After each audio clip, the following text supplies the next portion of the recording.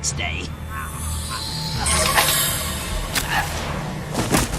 Leprechauns are one of the most famous creatures in Irish folklore, who are often depicted as mischievous beings with a penchant for causing trouble and hoarding gold. While their origins rooted in mythology, these mythical creatures have found their way into pop culture, evolving from playful tricksters to darker, more sinister interpretations, such as what we saw in the recently released episode of the anthological American Horror Stories. While the traditional view portrays them as cute dwarfs guarding pots of gold at the end of rainbows, their representation in media is rather twisted to weave out many tales of cunning and greed. In American Horror Stories, the leprechaun we encountered leaned into the more terrifying aspects of the creature, straying far from the whimsical caricature more popularly known in the mainstream world. It gave us a glimpse into how terrifying these beings can become, especially when viewed through Ryan Murphy's horror lens. Now, the show gave a bare minimum screen time with the main monster, and in order to flesh out its human characters, but the leprechaun mythology is actually very rich, twisted, and crazy. So without wasting another moment, let's talk about leprechauns and explore how they have been interpreted in various mythologies through the centuries. Before we go into our explanation, we have a very small request. If you like our content, please support us by subscribing to our channel. This is a small click for you, but for us it means an awful lot. Thank you, and let's begin.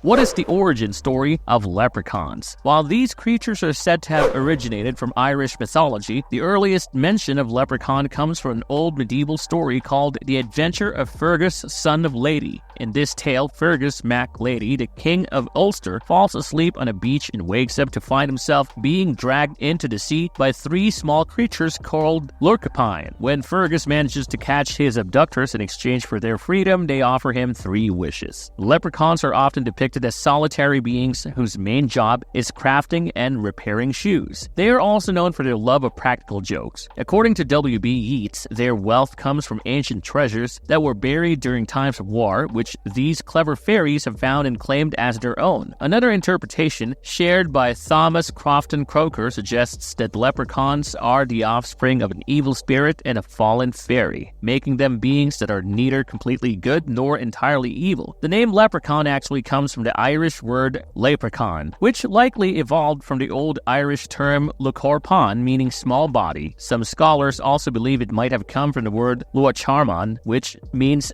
pygmy, hinting at a creature's tiny size. Leprechauns are part of the broader Ishied, who are the fairy folk believed to live throughout the Irish landscape. While leprechauns are now closely tied to Irish culture, the idea of a small, magical being who makes shoes isn't exclusive to Ireland. Similar figures can be found in the folklore of other European cultures as well. However, in their mainstream depiction, leprechauns are often shown standing next to pots of gold, which fits with their role as the bankers of the fairy world. They are known to be the wealthiest of all fairies and are incredibly cautious when it comes to lending money. Legend has it that when the Vikings invaded Ireland, leprechauns hid their gold by burying them deep into the woods to protect it. Because of their riches, many humans have tried to capture a leprechaun. However, catching one is no easy task, as they're very tricky, and even if you manage to trap one, it won't last long. It is said that if you do catch a leprechaun, he will usually try to buy his way out with 2 coins he carries in his leather pouches, 1 gold and 1 silver. But there is the catch. If you try to take those coins, the silver one will magically return to the pouch and the gold one will turn to ash. And before you know it, the leprechaun will disappear, leaving you empty-handed.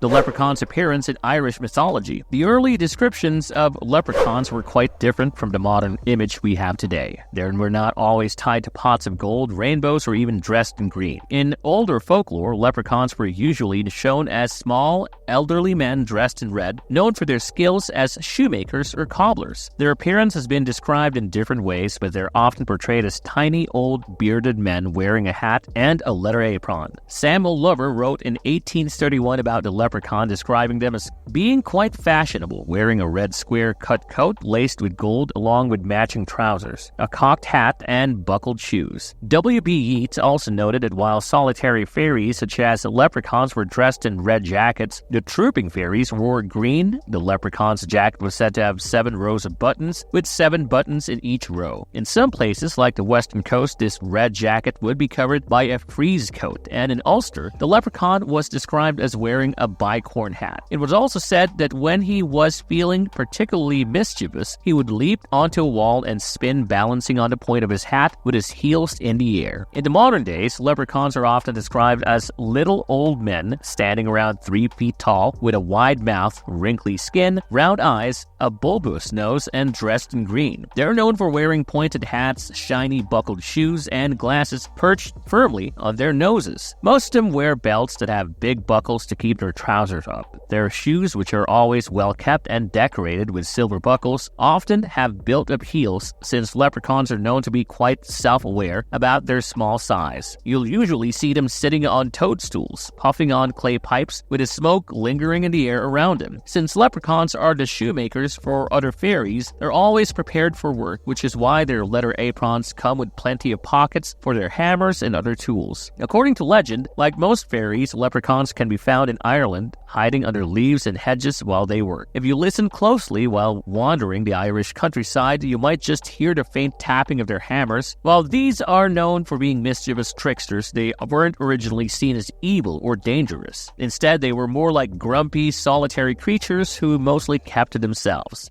How does Irish lore depict leprechauns? Some folk traditions suggest that leprechauns are descendants of the Tuatha Danann, which is an ancient race of magical beings. When the Leprechauns invaded Ireland, they defeated the Tuatha Danann and forced them to live underground. Among all the Irish fairies, the leprechaun, who is known for his fiery temper and mischievous tricks, is probably the most famous. Leprechaun legends have been part of Irish culture for over 1,000 years, rooted in the Celtic belief in the other world, a mystical realm where magical powers can be used for both good and evil. These little people are known to be excellent distillers, and some believe their love for their homemade brew is what makes them so unpredictable, turning even the friendliest among them into a grumpy, mischievous leprechaun after one too many drinks. Though they don't have formal schooling, leprechauns are incredibly smart. They are known to be great poets, athletes, philosophers, and musicians, and they also handle the finances of the other world. Their reputation for being stingy isn't entirely fair because they are actually the treasurers for the Irish fairies, which is why they're always hiding pots of gold at the end of rainbows and going to great lengths to keep greedy humans from getting their hands on it. In Irish folklore, there are 5 distinct clans of leprechauns who choose not to socialize with one another. The Leinster leprechaun is one that most closely matches the popular image of the little fellow. They're the least flashy in their appearance, more introverted, and have a particular fondness for honey. The Ulster leprechaun, on the other hand, is the shortest, though it's best not to bring that up. These are the guys who often wear built-up heels and pointed hats to appear taller and claim to be the best poets and hurlers around. Now, there's also the Meath leprechaun, who is known for his diplomacy, but he tends to ramble, using far more words than necessary. The Connaught leprechaun is the most serious and reclusive of the group, who pride themselves on being the best inventors and philosophers. And then finally, the Munster leprechaun is the life of the party, with a reputation for heavy drinking. When sober, he's charming and sweet, but when he's had too much to drink, he can be downright unpleasant. Also, yes, female leprechauns do exist in Irish mythology, although they are quite rare, and like their male counterparts, they aren't particularly known for their manners or social graces. In the current world, the leprechaun has become a prominent figure worldwide, appearing in everything from St. Patrick's Day parades to commercials and from literature to films. These small, bearded, humanoid creatures are now a staple of St. Patrick's Day celebrations, especially in the United States. Every March 17, you can find leprechauns featured on greeting cards, decorative banners, and all sorts of festive decorations, often accompanied by their iconic pot of gold. This strong association with St. Patrick's Day has boosted the leprechaun's visibility in popular culture, cementing its image as a cheerful and mischievous symbol of Irish heritage. However, it's worth noting that the leprechaun's link to St. Patrick's Day is more of a modern reinterpretation than an ancient tradition. Originally, St. Patrick's Day was meant to honor St. Patrick, the patron saint of Ireland, and over time the leprechaun was just woven into the fabric of the celebrations.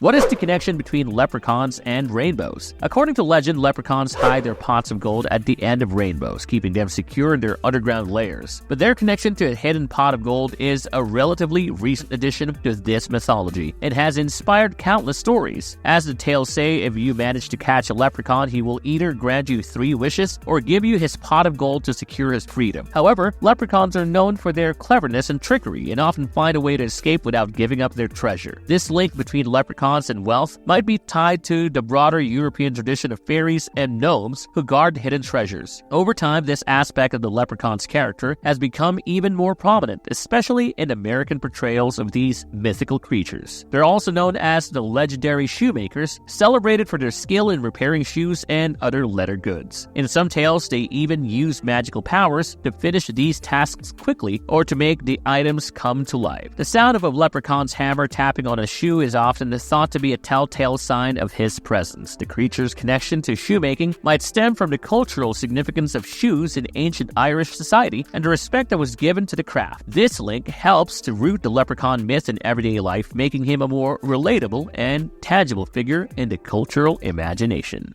Leprechauns are violent and deceitful drunks. One of the more troubling aspects of leprechauns is their reputation for violence. They're often depicted as having short tempers and being easily angered, quickly lashing out at anyone they believe has wronged them. If provoked or threatened, they may resort to physical violence using their magical powers to inflict harm that can linger for days. There are reports of people experiencing weeks of bad luck after crossing paths with a hostile leprechaun, while others have suffered long-term physical injuries from these mythical beings. In one story, a farmer manages to capture a leprechaun and demands to know where his pot of gold is hidden. When the leprechaun refuses to reveal the location, he lashes out in a fit of rage, leaving the farmer wounded and scarred. This tale simply shows just how dangerous a leprechaun's temper can be. These creatures have a strong sense of independence and won't submit to anyone trying to control or manipulate them against their will. While the leprechaun's reputation for deceit and trickery is well known,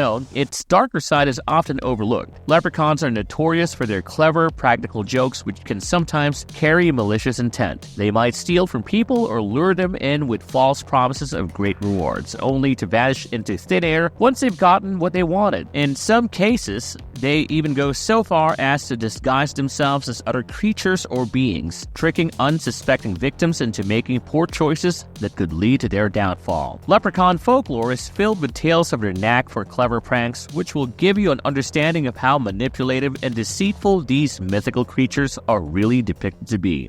Special abilities of leprechauns. So in folklore, leprechauns possess the classic powers and abilities of fairies, but they particularly excel in trickery and luck. They often use their magical abilities to play pranks on humans or grant them good fortune while protecting their hidden treasures. As you already know, leprechauns are skilled craftsmen, especially when it comes to shoemaking and creating items to near perfection. They wield various forms of magic, including cursed magic and fairy magic, and can even teleport themselves through rainbows. Known for their immense wealth because of their knack for hoarding pots of gold, they also have the ability to grant wishes and perform luck-related magic, manipulating both good and bad luck as they see fit. With their small stature and shape-shifting abilities, leprechauns can also change their appearance at will. Their sharp wits and playful trickster nature make them cunning and unpredictable, which further enhances their mystique in folklore. Is that me gold? Leprechauns in movies explored. In 1993, we were introduced to a fresh take on horror with Leprechaun, and the premise was pretty straightforward, where a guy returns from Ireland with a stolen pot of gold, and a leprechaun comes to America to reclaim it. It's a classic setup, written and directed by Mark Jones. The film might have seemed like a one-off, but then Leprechaun kicked off a franchise that only got sillier with each sequel. The Leprechaun franchise is a distinctive series of horror comedy films that revolve around the malevolent and mischievous character known as Lubden, commonly referred to as the Leprechaun. Portrayed primarily by Warwick Davis, the Leprechaun draws inspiration from Irish folklore, but in contrast to their folklore origins, the film version of the Leprechaun is a sinister creature who will go to extreme lengths to reclaim his stolen gold, unleashing murderous chaos and terror upon those who cross his path. The character is often portrayed with a blend of dark humor and horror, but the visual representation of the Leprechaun is striking and memorable. He's usually clad in a traditional dark green suit, complete with a buckled hat and shoes, to evoke the classic imagery associated with leprechauns. This attire, juxtaposed with his violent and unpredictable nature, creates a dissonance that enhances the horror comedy elements of the franchise. The Leprechaun possesses a range of supernatural abilities which allows him to change his voice, use magic, and acquire more power with every person he kills. This leprechaun's few notable weaknesses include the four-leaf clover, which they're repulsed by, a wrought iron and the ultimate destruction of their gold, which could potentially lead to their demise. Another thing they fear is a special medallion that can turn them to stone. Additionally, if a leprechaun is kept contained for too long, their powers gradually begin to wane. The Leprechaun franchise first began with the original film in 1993, and since then, this universe has rolled out 8 different sequels exploring the evil creature. The campy tone and the over-the-top mix of horror with comedy is what brings soul to the Leprechaun in this franchise. This franchise earned a place in pop culture for a reason, because nobody could match the nature leprechauns featured in the franchise as of yet. If you need another good reason to give this franchise a chance, dare I say there is a young Jennifer Aniston in a debut film to make you swoon.